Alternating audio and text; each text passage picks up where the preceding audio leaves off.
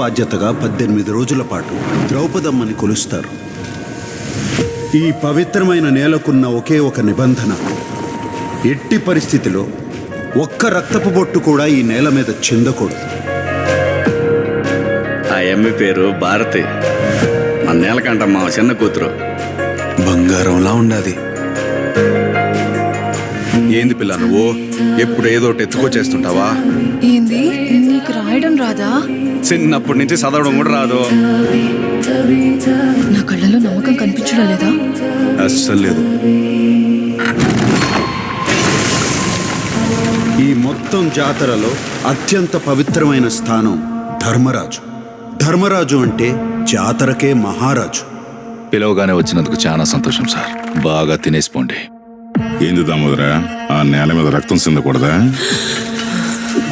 ఆ వసంతి గారి వేటకి ముహూర్తం చూడాలి కదా. ఆ పొద్దు నుంచి శ్రీరామాపురంలో అసలు మహాభారతం మొదలైంది.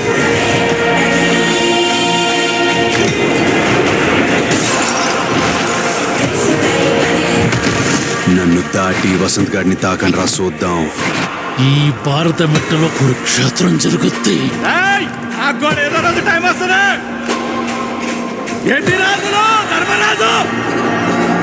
ఒక్కొక్క పాత్ర రంగులు మార్చడం మొదలుపెట్టాయి. ఈ పంచాయతీ నీడి దాకా తెచ్చినందుకు అసలు మీ ఇద్దరిని క్షమించకూడదు. సంవత్సరానికి ఒకసారి వస్తావో, 4 రోజులు ఉండిపోతావు. అట్ట పోయేటప్పుడు మనసుకి ఎంత కష్టంగా ఉంటుందో తెలుసా? భారతి ఏమీ ఆలోచించకుండా నీకోసం వచ్చేసిందిరా. ఇప్పుడైనా నా కళ్ళలో నమ్మకం కనిపిస్తుండదా బంగారం?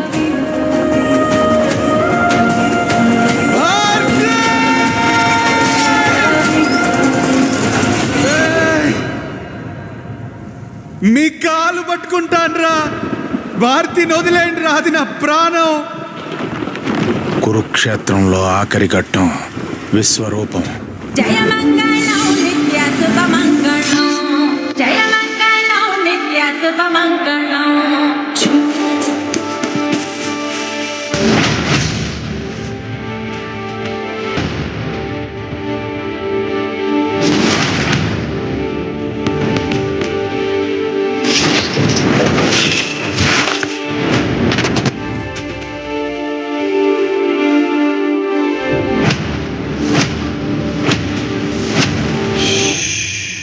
కురుక్షేత్రంలో శ్రీకృష్ణుడు అర్జునుడికి ఏం చెప్పినాడో తెలుసా? యుద్ధం కూడా ప్రశాంతంగా చెయ్యాలని. ఏంది, అట్నే చేద్దామా?